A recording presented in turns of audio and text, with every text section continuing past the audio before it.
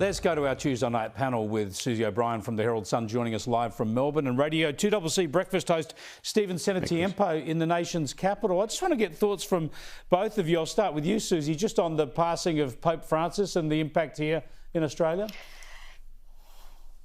Oh, I think a lot of people are genuinely very, very sad. And I think, he was a breath of fresh air for the Catholic Church. Everybody's calling him the People's Pope. But I think a lot of younger people also identified with him. His talk about the environment for the first time. And he was also a very humble man. He had beginnings he worked in a factory when he was younger. And so I think people would like to see the Church continue this modernisation, and particularly in the way it's handling child sex abuse allegations. And this is someone who first off talked about being very suspicious, and then met with survivors and talked about how the Church needed to do more to address their concerns. So I think it's actually genuinely a very sad day, and a lot of people are hoping this modernisation continues. Stephen?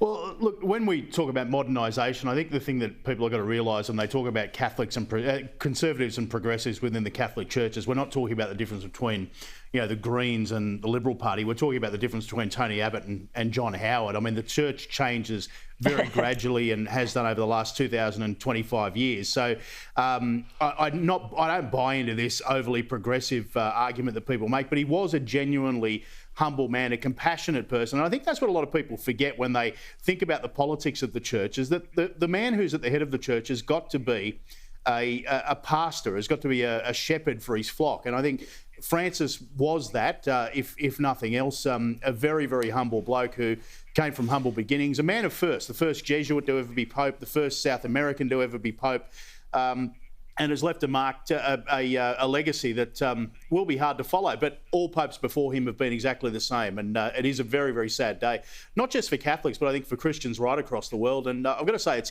hit me a little bit harder than I thought it would too.